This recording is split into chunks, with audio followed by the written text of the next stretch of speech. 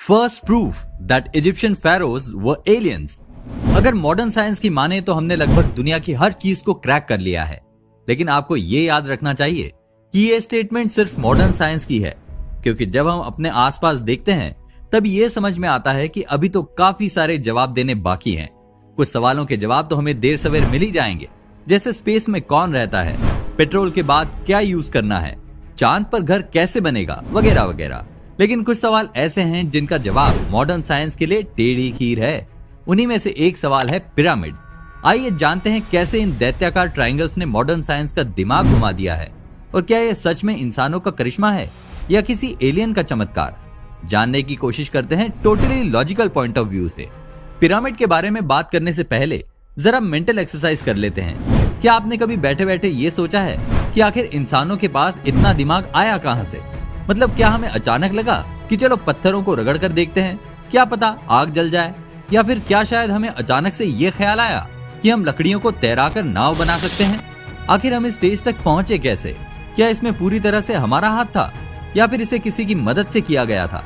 ये सब सवाल क्या कभी आपके दिमाग में आए हैं? अगर हाँ, तो आगे का कंटेंट आपके लिए बहुत ही ज्यादा रोचक होने वाला है, और अगर नहीं तो रुको जरा, सब्र करो। इस वीडियो को देखने के बाद आप खुद को ये सब सोचने से रोक नहीं पाओगे। कहानी शुरू होती है 5000 साल पहले से, जब फेरो जोसर ने अराउंड 2700 BC यानी कि आज से तकरीबन 4700 साल पहले पिरामिड बनवाया था।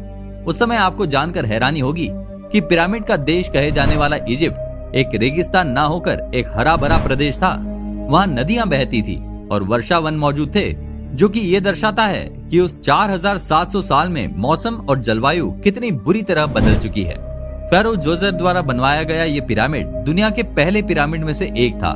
इसका नाम था पिरामिड ऑफ काफ्रे। इस पहले पिरामिड के बाद तकरीबन 1000 और सालों तक पिरामिड बनते रहे, जिसमें गीजा का पिरामिड, तुतनखामुन का पिरामिड जैसे फेमस पिरामिड शामिल हैं। ये सभी पिरामिड मिस्र के अलावा सूडान, ग्रीस, रोम जैसे देशों में भी मौजूद हैं। अगर हम बात करें अमेरिका की, तो वहाँ पर पेरू, मेसो अमेरिका जैसे देशों में पिरामिड मौजूद हैं। दुनिया की कई सारी स्टडीज में ये भी माना जाता है कि इंडिया के दक्षिण में मौजूद सभी मंदिर एलियंस की मदद से बनाए गए हैं और उन्हें भी पिरामिड की कैटेगरी में ऐड किया जाना चाहिए। हालांकि ऐसा नहीं हो सकता, क्योंकि पिरामिड प्राइमरीली वो जगह है जहाँ पर इंसानों को दफनाया गया है, और मंदिर उससे बिल्कुल ऑपोजिट एक पूजा का स्थल है। हालांकि पुराने मंदिरों और पिरामिड दोनों को देखकर यही सवाल आता है लोगों के मन में कि इन्हें बनाया कैसे गया होगा, और इन्हें बनाने में एलियन का हाथ हो सकता है। इस थ्योरी को प्रूव करने के लिए कई सारे फैक्ट या सवाल एक्सपर्ट्स कई बार लोगों के सामने रखते रहे हैं। आइए एक नजर डालते हैं इन सवालों और फैक्ट्स पर। Number 1, accurate calculations. दोस्तों, अक्सर ही आप अखबार में पढ़ते होंगे कि मॉडर्न डे सिविल इंजीनियर्स की कहीं बिल्डिंग गिर गई तो कहीं पुल गिर गया। लेकिन क्या आपने कभी सोचा है कि आखिर उस समय में जब इंजीनियरिंग का कंसेप्ट तक मौजूद नहीं था, तब कैसे किसी ने इतनी एक्यूरेट कैलकुलेशंस की होगी? आप जब भी कभी किसी पिरामिड का शेप देखेंगे, आप पाएंगे कि इसमें आर्किटेक्चर के लिहाज से कोई गलती नहीं है। ये बिल्कुल शेप में है।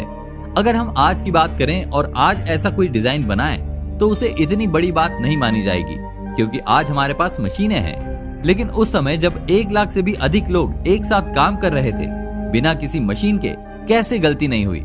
और गलती के अलावा अगर हम बात करें उन पत्थरों की जिनसे पिरामिड को बनाया गया था, तो वो तकरीबन 2000 किलो से ज्यादा के होते थे। ऐसे में उन्हें उठाया कैसे जाता रहा होगा? एक पत्थर को उठाने के लिए तकरीबन 20 लोग लगते होंगे, तब भी एक आदमी को कम से कम 100 किलो का भार उठाना होता होगा। क्या आपको लगता है कि ये इतना आसान है? और इतने भारी ब्लॉक्स को इतनी ऊंचाई तक पहुंचाना, और वो भी बिना क्राफ्ट को 1% भी गलती किए, क्या ये किसी मशीन के बिना पॉसिबल लगता है? जवाब होगा बिल्कुल नहीं। हालांकि अगर मान लें कि उन्होंने ये उठाया होगा, तो हमारी अगली थ्योरी फिर से हमें एलियंस पर ले आएगी। Number 2, astrological placement.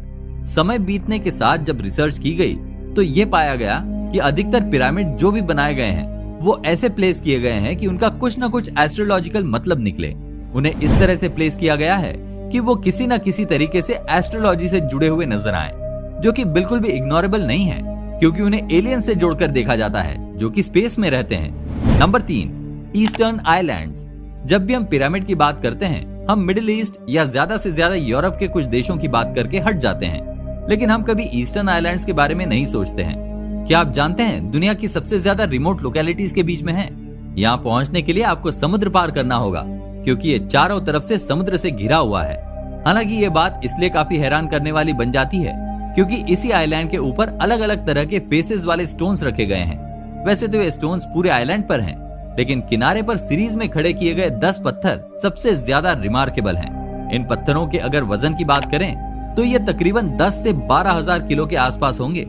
लेकिन आज तक इस बात का जवाब नहीं ढूंढा जा सका है कि आखिर इनको यहाँ तक लाया कैसे गया था।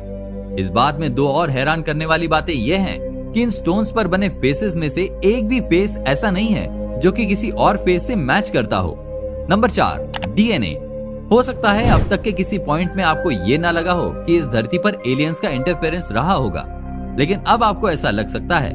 एक स्टडी के अनुसार जब पिरामिड को खोलकर उनके अंदर दफन की गई मम्मी और उसके डीएनए को ऑब्जर्व किया गया था, तब ये पाया गया था कि मम्मी के अंदर जो डीएनए है वो इंसानों का डीएनए नहीं है। ये किसी और की मम्मी नहीं बल्कि एक फेरो की मम्मी थी। उनके डीएनए को देखकर ये पता लगा कि ये इंसानों के डीएनए से थोड़ा बहुत मिलता था और अधिकांश हिस्सा अननोन था, यानी कि अधिकांश हिस्से के ट्रेस इस पृथ्वी पर किसी से नहीं मिलते, और जिसके रिजल्ट में हमारे सामने फिर एलियंस की पिक्चर आने लगती है। इस थ्योरी और स्टडी को सही साबित करती है पिरामिड की दीवारें। पिरामिड की दीवारों पर यह दर्शाया गया है कि ये सब कुछ फेरो के लिए किया जा रहा था। फेरो के बारे में वहाँ के लोगों ने दीवारों पर उकेरा है कि वो किसी ऊपरी शक्ति से बात कर सकते थे और मिल सकते थे। इतना ही नहीं, फेरो को उनका वंशज भी माना जाता था, जो कि इस डीएनए वाली थ्योरी को मैच करता है। अगर ये सच है तो ये कहा जा सकता है कि पृथ्वी पर अब भी एलियंस के डीएनए वाले लोग मौजूद हैं। Number 5, cave paintings and Thule papyrus. दोस्तों, हो सकता है कि आप ये कहें कि पिछले 4 पॉइंट्स हमारी इमेजिनेशन पर आधारित थे, लेकिन अब हम जिस चीज पर बात करेंगे वो आज भी मौजूद है। मिस्र में और दुनिया भर में जहाँ भी पिरामिड मिले, उनके साथ मिले बहुत सारे दस्तावेज। इन्हीं में से एक थी किताब थुले पेपायरस। जब इस किताब को डिकोड किया गया तब ये पाया गया कि ये किताब बहुत सारे ऐसे क्रिएचर्स के बारे में बात करती है जो कि ना तो अभी मौजूद है और ना ही उनका विलुप्त होने वाले जीवों में नाम है। ये क्रिएचर अनइमेजिनेबल है और ये माना जा रहा है कि ये एलियन हो सकते हैं। इसके अलावा जो एक और प्रत्यक्ष सबूत दिखता है वो है केव पेंटिंग्स। अक्सर हम ये देखते हैं कि किसी देश का इतिहास वहाँ की केव पेंटिंग्स से पता लगाया जाता है। पिरामिड के अंदर मिली ऐसी पेंटिंग्स में अजीब क्रिएचर्स को साफ साफ देखा जा सकता है जो कि बहुत ज्यादा बड़ी हैं और फेरो से कई गुना ज्यादा विशाल नजर आ रही हैं। यानी कि एक तरह से इन्हें ऐसा दर्शाया जा रहा है कि ये क्रिएचर फेरो से ज्यादा अथॉरिटी वाले क्रिएचर थे। इन केव पेंटिंग्स में सिर्फ वो अजीब क्रिएचर ही मौजूद नहीं है, बल्कि उनके अलावा बहुत सारी टेक्नोलॉजी वाली चीजें भी मौजूद हैं, जैसे कि हेलीकॉप्टर या फिर यूएफओ या फिर एक क्रेन। ऐसी कई सारी चीजें जिनके बारे में आज से 200-300 साल पहले भी इमेजिन करना मुश्किल था, लेकिन वो उन पेंटिंग में साफ साफ देखी जा सकती हैं। तो दोस्तों, ये थे कुछ फैक्ट और पॉइंट जिनसे ये परिणाम निकाला जा सकता है कि कभी न कभी इस पृथ्वी पर एलियन मौजूद थे।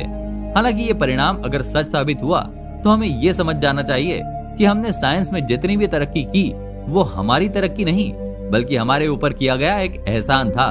हालांकि दोस्तों, यहाँ मैं आपको बता दूं कि हमारा मकसद किसी भी तरीके से ये साबित करना नहीं है कि एलियन होते ही हैं या एलियन का वजूद एक सच्चाई है, बल्कि ये वीडियो अलग अलग सवालों से आपको रूबरू कराने के लिए था, ताकि अगली बार जब आप दुनिया में कुछ अजीब होता हुआ देखें तो अपनी सोच को लिमिट बिल्कुल ना करें। अगर हमने ऐसा करना शुरू कर दिया तो शायद हम साइंस में और खास तौर पर पर्सनल डायमेंशन में कभी तरक्की नहीं कर पाएंगे।